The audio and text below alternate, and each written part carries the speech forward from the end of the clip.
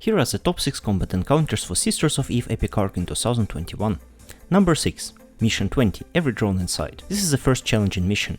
Here you start 100 km away from a sizable group of drones, enable Microwarpdrive, set keep at range at 50 to 20 km from 3rd force closest frigate, start shooting from the closest frigate once they are in your lock range.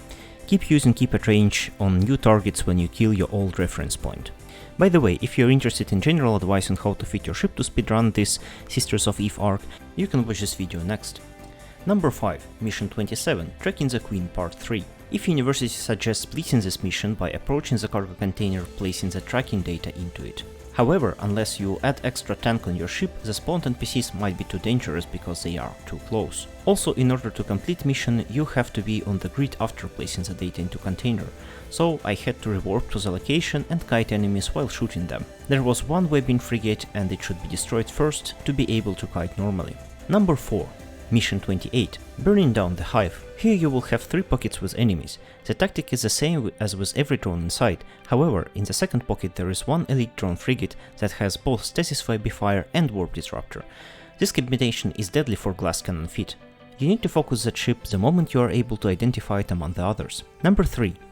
Mission 40, Recovery. Here you are faced with a cruiser-sized ship and a ship that uses tracking disruptor electronic warfare. Killing the support ship first is the best if you are using the guns, because it does not only disrupt the tracking of your guns, but also the optimal end fall of making it impossible to tank by distance. Also, cruiser-sized ships will generally have comparable optimal range to you, so the best strategy against them is to approach to close range and orbit at 500 to 1000 meters without Microwarpdrive. This will normally work even if you have long range guns. However, keep track of your damage application by reading log. If it says hits or smashes, you are doing fine, but if it grazes or even misses, you need to increase your orbit radius to hit the target better. Also in this mission, you will need to reserve one of the medium slots for civilian relic analyzer.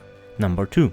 Mission 48, The Missing Piece. Here you are faced with a bunch of mercenary rookie frigates and a battlecruiser. In order to minimize the damage, you need to get to battlecruiser as fast as possible and start orbiting it at 500 to 1000 meters. The frigates should be killed first to reduce the potential damage against you. You can do that while you are approaching the battlecruiser or even when you are already orbiting it. The battlecruiser will use energy neutralization electronic warfare that will quickly reduce your capacitor to nothing. Once you are at the low orbit of it, and if you are using projectile guns, missiles or drones to do the damage, you have nothing to worry about. If you cannot get there, you need to tank your ship for passive shield tanking. You can use 1 or 2 active modules that don't consume a lot of energy, as your energy will regenerate a little bit between the neutralization cycles. If you struggle with this mission, make sure that you use EM dealing ammunition or drones. You can also use some factional ammunition to get extra 10% of DPS. Number 1. Mission 50, Our Mansagan. This mission requires you to have at least 100 DPS to break Dagon's active tank. However, to make sure that you can beat this mission comfortably,